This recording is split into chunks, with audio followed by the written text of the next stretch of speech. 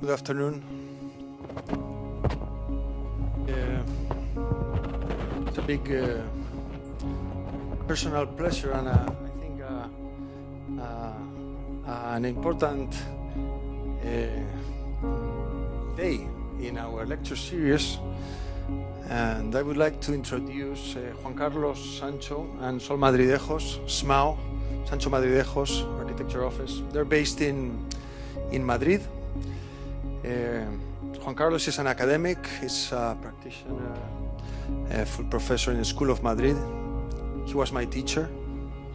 Sol is a professor in European University in Madrid, and both have been teaching and lecturing all over the place. And it's a very special lecture because other than their practice that I'm sure you are aware of, and their built projects that they're going to share with us, I wanted them to share with us their research that they have been working through it in the last, actively in the last 25-30 years, since I was a student in the school in Madrid. So I'm going to read a text that I wrote 25 years ago. 25 years ago that I recovered.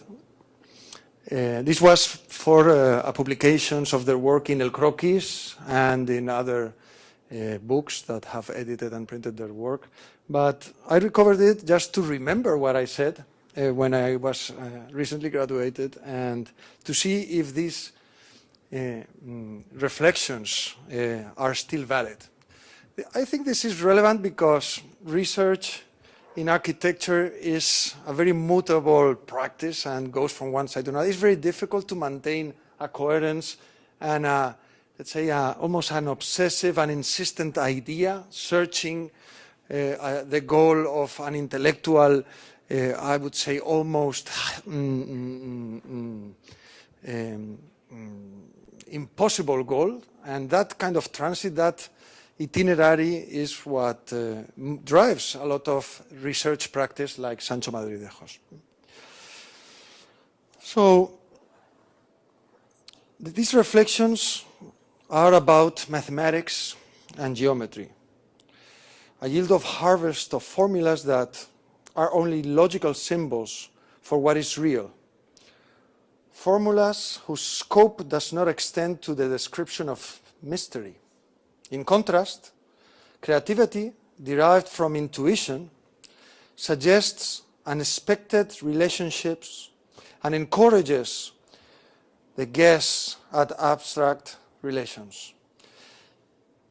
There are two lines of creativity, one that comes directly from reason, and the other one that is derived from the architect's sensibility.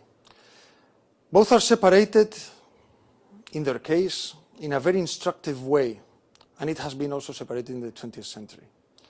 They are concentrated in few examples, which transcend intellectual postulates, techniques, local expressions, and movements, so they can freely commit themselves to the creative tasks in real operations.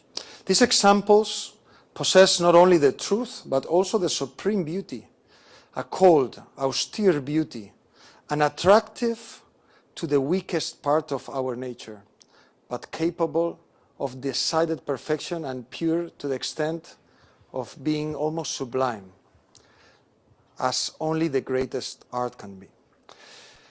Sancho Madridejos' architecture has an intellectual core and an expressive exterior. The solid relationship between the two means and their architectural development bases its experiences and lines of research towards positions that are developed in series. We will see some of those today. These series are also vectors which guide their strategy to develop new spatial models. The division into series of projects used by the creators to arrange and organize their work offers a chronological and thematic view of their concern and opens new paths that are being developed into methods. The type of abstraction that is used in their architecture is very deep in nature, but once the spatial model has been formalized, it is possible to obtain interesting practical results that become a design method. Sancho Madridejo's works clearly seeks to be expressive, and this makes it possible for them to create by using a simple set of rules that they have established in advance, and whose utility is derived from finding a physical object that satisfies the method's requirements. This model is not like those of other sciences, and though it is based on auxiliary experience from other arts, progresses in what is auxiliary and leads to perfection of what is basic, thus establishing a deep relationship between expressiveness and architecture on a solid intellectual base. I was, I would say, a privileged spectator of the research process when it started, and it resulted in the Chapel of Arjasteron that we will hopefully see tonight. A process that was developed as a result of a close look at the history of art, an active position in contemporary concerns, and the architect's personal and intellectual relationship with Chillida, which confirmed their questions and led their career towards the development of systems to explore architectural space. One important thing that they've learned from Chillida was the value of slowness as a constant feature in their creative and artistic work. The slowness is essential for the setting and maturation of the contemporary findings, that are so rapidly installed in the cultural memory by the media and which suppose a very high risk of personal requirements that only be detrimental to the development of the original ideas. Architecture may be hindered rather than helped by stylistic theoreticians and certain positions that acquire their actors for the absurd current identification and individuality. The chapel stands out as a mother structure, appearing as a simplified outline that already dwells into architectural setting as a topological manifestation. It belongs to their classic phase, which was developed toward greater complexity in other projects like the church in Pinto and the meditation pavilion in Shanghai and other projects that we will see tonight, which are permutations of this series of folds that the architects used to incorporate as new spatial variables and new materials.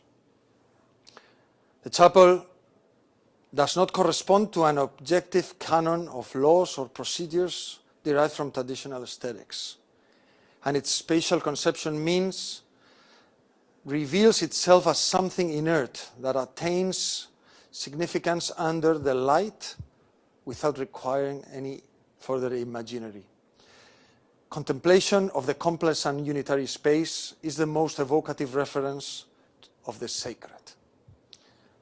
The shapes lack intrinsic meaning, though we may subconsciously guess associations with artistic models and references that stimulates our imagination and confronts the values of the creative system that was used. This creative system is their justification and represents the scientific skeleton of your architecture, the structural lines that could be logically deducted as the trail left by the points in space where they move, releasing the folded planes from their potent geometry and totally destabilizing formed conceptions of how to handle space. The Sancho Madridejo's design is clearly under the Le Corbusier tradition of boxes, but they cross this frontier to construct increasingly complex structures, comparable to unitary systems that conclude on a compact space. Its nature is free, and if interpreted as a style or symbol, it can be understood as elaboration of an abstract representation, continuous according to a rational scheme and finite as a solved problem. Thus, the relationship binding together the parts of its complex geometry envelops a space that builds a topological structure. That proposition, obtained in the Ballesteros Chapel and the group of houses and pavilions, using their methodology, forms a set in its absolute diversity, a framework restricted of its own references, where the same unfolds its differences.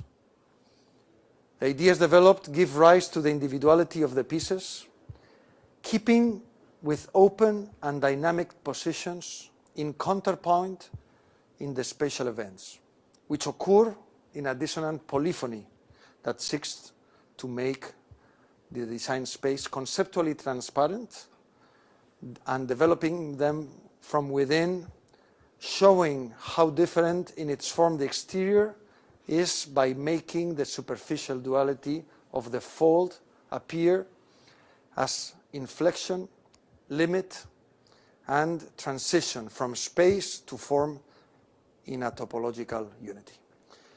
Please welcome Juan Carlos Sancho and Sol Madridejos to MIT. Thank you.